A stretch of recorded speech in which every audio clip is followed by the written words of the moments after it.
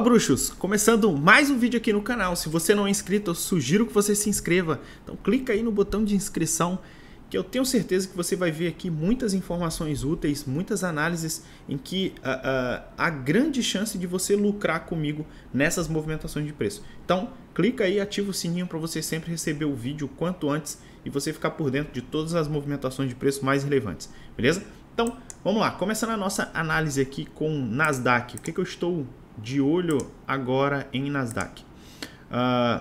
Estou de olho em duas regiões aqui, né? A primeira é uma possível cunha descendente aqui que a gente rompeu agora, né? E até fez um reteste aí no tempo gráfico de 4 horas. Olha só, se nós olharmos aqui no tempo gráfico de 4 horas, a gente está formando aqui o reteste nessa cunha, né? Nós tínhamos essa cunha aqui no tempo gráfico de 4 horas, né? Tínhamos aqui essa cunha no tempo gráfico de 4 horas, rompemos agora, estamos retestando a cunha. Porém, nós ainda temos aqui as médias de 12 e 26 acima do preço e temos também aqui a nossa LTB principal, que é a LTB que está vindo lá do topo do movimento, tá? Então, não está tranquila ainda essa movimentação, não é uma movimentação que concretiza ainda a inversão de tendência, mas já é uma movimentação muito interessante. E quanto mais nós nos aproximarmos aqui desse topo anterior, olha só, quanto mais nós nos aproximarmos aqui desse topo anterior, maior é a probabilidade de nós formarmos um fundo ascendente aqui na tentativa desse ombro, cabeça, ombro invertido.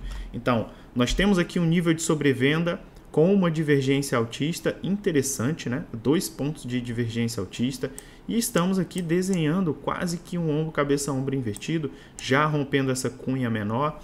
Então, começa a se desenhar um cenário bem interessante aqui para a Nasdaq.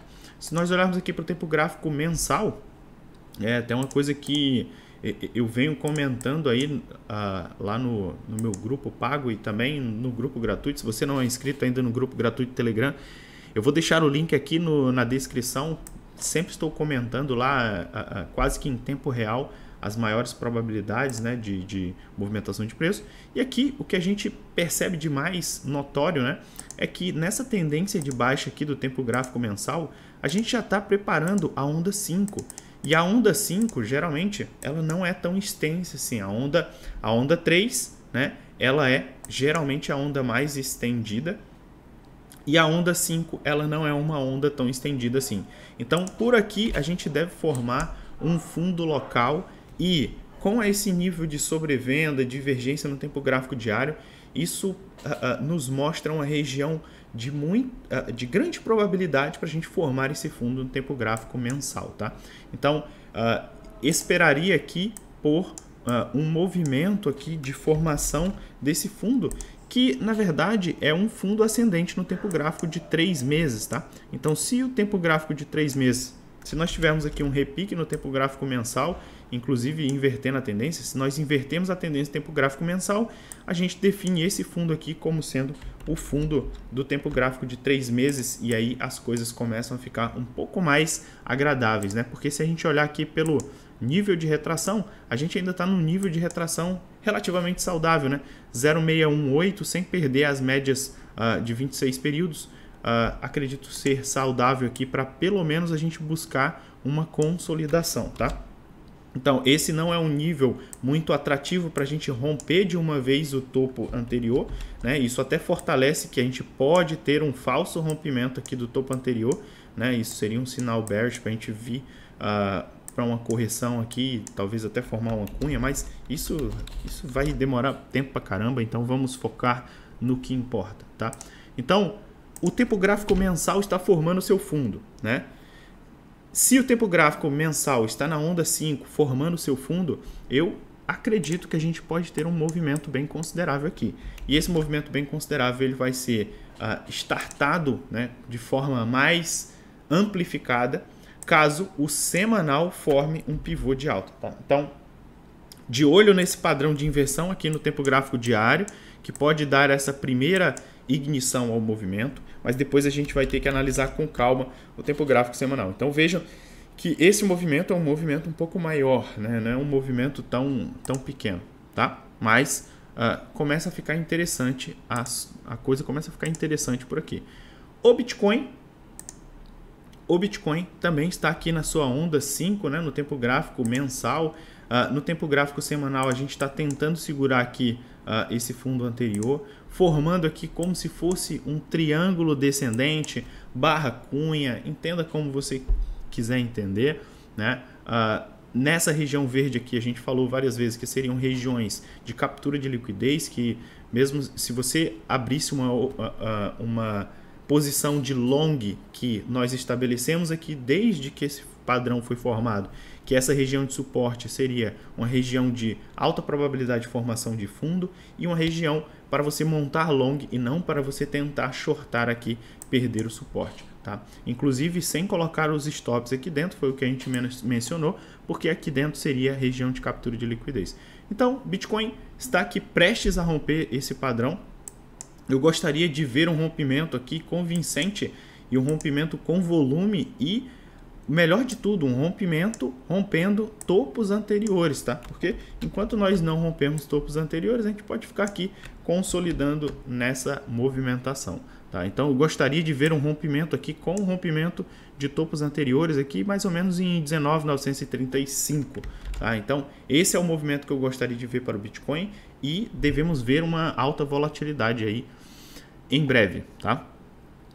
Então é isso que eu estou esperando para o Bitcoin. Bitcoin contra Nasdaq. Se nós olharmos aqui para o tempo gráfico semanal, né, o que se destaca aqui no tempo gráfico semanal é justamente o fato de que nós estamos formando aqui um ombro, cabeça, ombro invertido, tá? Então eu não vejo padrões de continuidade de tendência aqui, eu vejo padrões de formação de fundo, padrões que mostram que nós estamos invertendo essa tendência aqui para uma tendência de alta.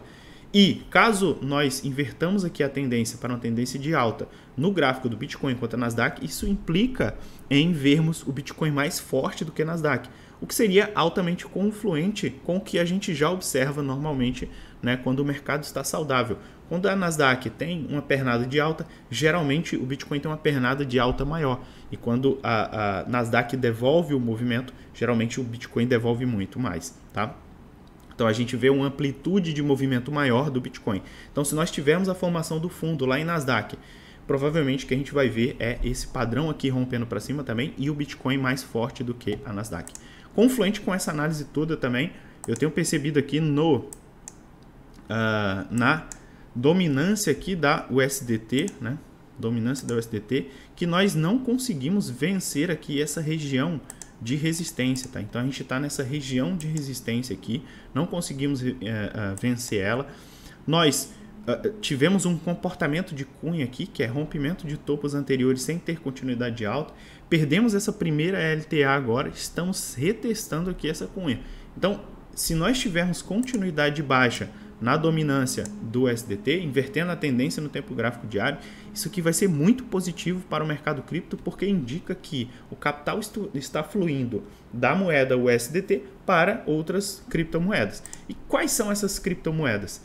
Se a dominância do Bitcoin também está formando um padrão de inversão de tendência, há uma grande probabilidade que quando Nasdaq realmente inverter a tendência ali, o mercado fique saudável e tenhamos um fluxo de capital para as altcoins. Então, a gente pode ver um movimento muito bom aí das altcoins, que pode ser engatilhado, né, desengatilhado por toda essa movimentação aí Nasdaq. Então, o que a gente viu ali? Se Nasdaq romper, formar aquele fundo no 3 meses, provavelmente o Bitcoin vai romper para cima também. Provavelmente o Bitcoin vai se tornar mais forte que a Nasdaq. Provavelmente o USDT.D vai romper aquele padrão para baixo e a gente vai ver um fluxo de capital intenso para o Bitcoin e altcoins, preferencialmente para altcoins, porque a dominância do Bitcoin está mostrando um padrão bearish também. Então eu vou querer fazer trade em altcoins, beleza? Então essa é a minha análise de hoje, né? A gente fez alguns trades positivos lá no nosso grupo de sinais. Então a gente pegou aqui um fundo ascendente, olha só, em DYDX, né? Se a gente observar aqui em DYDX, o que nós tínhamos aqui? A gente tinha uma tendência de baixo, formando topos e fundos descendentes, olha só. topos e fundos descendentes, e aí tivemos uma grande movimentação de alta, rompendo os topos anteriores, e aí quando você forma essa estrutura, a maior probabilidade de você formar um fundo ascendente para ter continuidade de alta. Então foi exatamente isso que a gente aproveitou, né? Aproveitou a formação desse fundo ascendente aqui no tempo gráfico diário para montarmos nossas posições aqui numa confluência bem interessante da média de 200 com o nível de sobrevenda aqui no tempo gráfico de 1 hora, tá? Então, montamos as nossas posições aqui no rompimento dessa cunha e agora já estamos aqui com um lucro de praticamente 10%, alavancado 2 vezes, né? 20%, com um risco-retorno aqui de 2,5, ou seja, nós estamos lucrando aqui nessa posição 2,5 vezes mais do que nós perderíamos caso nós tivéssemos sido estopado. Também vi uma posição muito interessante aqui em Lux que a gente pegou quando nós rompemos aqui essa linha de tendência de baixa, porém com essa forte região de resistência aqui, e depois que formamos essa cunha ascendente, falamos aqui no grupo para a gente realizar lucro nas posições aqui de Lux. Quem entrou em Lux consideraria realizar parcial, dado que está formando aqui essa cunha ascendente, tá? Então, esse aí foi um dos nossos resultados. CLV também, a gente pegou essa posição aqui muito interessante, né? A mesma teoria aqui do DYDX, nós tínhamos aqui a retração na formação de um fundo ascendente no tempo gráfico diário. Olha só, mesma coisa, a gente tem uma tendência de baixa estabelecida no tempo gráfico diário, e aí temos uma entrada de volume rompendo topos anteriores. Então a gente busca, né, posicionar as nossas ordens de entrada aqui próximo desse topo anterior, confluência aqui com as médias de 12 e 26 do tempo gráfico diário, que dá mais ou menos, né, mais ou menos nas médias de 200 do tempo gráfico de 1 hora. Então, olha só, se a gente colocar aqui as médias de 12 e 26 do tempo gráfico diário, né, vista no tempo gráfico de 1 hora, a gente vai ver que as médias de 12 e 26 do tempo gráfico diário estão exatamente aqui. Olha só como a gente tem essa confluência exata para a formação desse fundo. E aí você pega este movimento aqui. Aqui nós já realizamos parcial e estamos deixando o trade se desenvolver. LIT também foi bem parecido. Olha só, tivemos uma primeira movimentação de alta, retração, viemos aqui para a região de médias de 12 e 26 de tempo gráfico diário, com mais uma onda de impulsão aqui realizando lucro. Beleza? Então essa foi a minha análise de hoje, espero que vocês tenham gostado.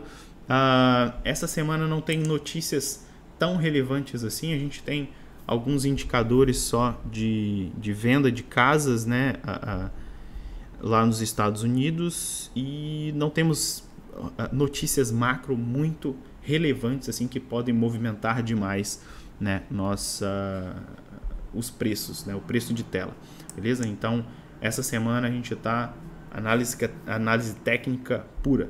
Então, se você gostou dessa análise, considere deixar o seu like, né? Se você não está lá no meu grupo do Telegram gratuito, clica aqui, se inscreve lá, que eu sempre estou deixando ótimas análises para você. Então, tamo junto aqui a 2.